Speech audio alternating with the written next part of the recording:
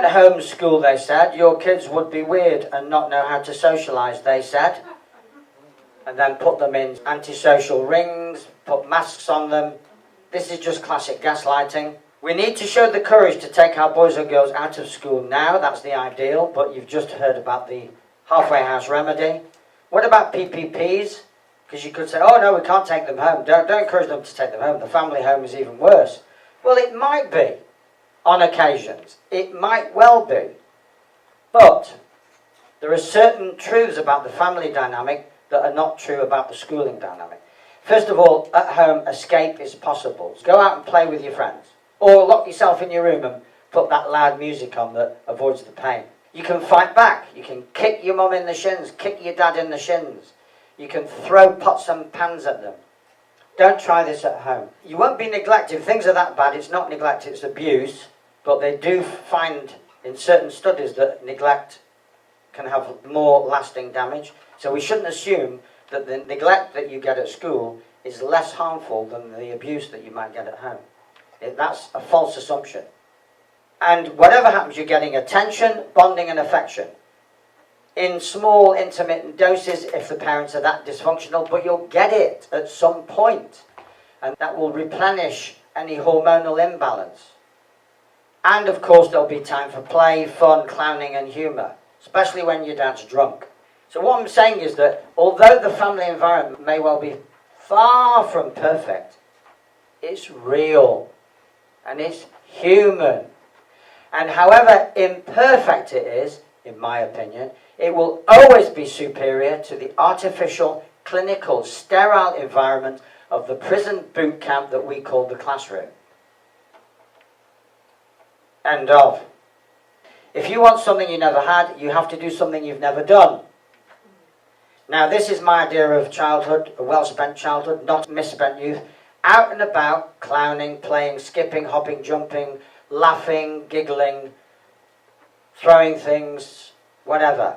That's how you develop. That's how you develop an interactive rather than a transactional. Because remember at school, if you do this, you'll get that. So you learn transactionality at school. Whereas these kids are just learning spontaneous interaction, not calculating transaction. This is what incarceration looks like. These children are being taught a right old lesson. Home education myths. Children get lazy. No, they don't.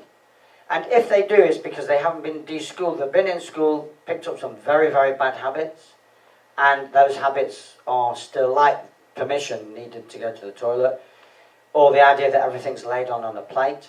It may take a while for a boy or girl that's been pulled out of school to show the initiative and the imagination, but they will, guaranteed. Why?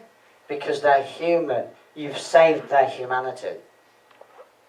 No infrastructure. Well, what infrastructure do you need? You've got the entire planet to play with. Just nonsense. Again, it's gaslighting. It's the system trying to tell us that we're doing the wrong thing. The planet is the classroom. Life is the lesson. Bit of a trope, bit of a cliche, but sod it. The planet is the classroom. But because of the system's control mechanism, it puts out the idea that there's out there stranger danger. People think that, no, I think, oh, we'll be safer in a classroom, at least we're monitored. And this is how sad it's got, that people opt for the safety of imprisonment rather than have the adventure known as life. And that spills over into the working environment. And in Sweden now they've put inserts so they can only get into work using the insert. The Swedes are signing up for imprisonment. More home education myths, no social life. Well, the odd boy or girl kept at home who are on a farm or in a remote situation may have a lack of friends initially, but they will meet lots of adults, they'll grow quicker, and they will go to clubs and do hobbies. Don't try and tell me that there was a social life between 9 and 4 at school, because there's no socialisation at school.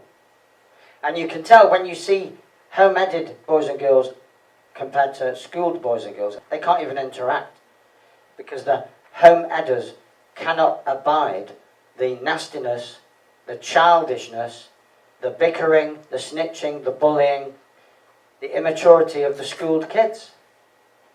And the school kids don't like the confidence of the home educated kids. The two worlds are poles apart, folks. And one boy that I know, he's about 14 now, had been in school and got all kinds of labels. He's going to a home education environment and he's literally flourishing. And all the labels are dropping off him. Parents unqualified. Oh, I see. How does this work? Are you telling me putting your child in a system that left you feeling incapable of teaching your child? You're only thinking that you're incapable of teaching because nobody taught you anything. You didn't learn anything. So that's given you the inherent lack of confidence. It's a nonsense. It's a self-fulfilling prophecy. And the good news is you don't need to teach your boy or girl anything. It's not your job. If you want humanity to grow, Pink Floyd said it. Leave them kids alone. Because you would only be giving them your limitations. And since you've been schooled, you are very limited. We all are. So we have to have the humility to accept that and let the boys and girls grow without those same limitations. Now, I've said this in different ways several times, but I'm not going to get sick of saying it. It's the biggest message I think I have. Leave them alone, let them grow in their own sacred space. And they will. They're bound to. They're seeds that are just flourishing. Home education realities, no such thing as home education remorse, never heard of it. Never heard anyone say, oh shit, I wish my boy was back in school. And if they ever said it, then I would have them up for narcissism. But I've never heard it said. There's no such thing. Once you're out, you're free. When you're free, you're leading a life that is joyful and led as it should be.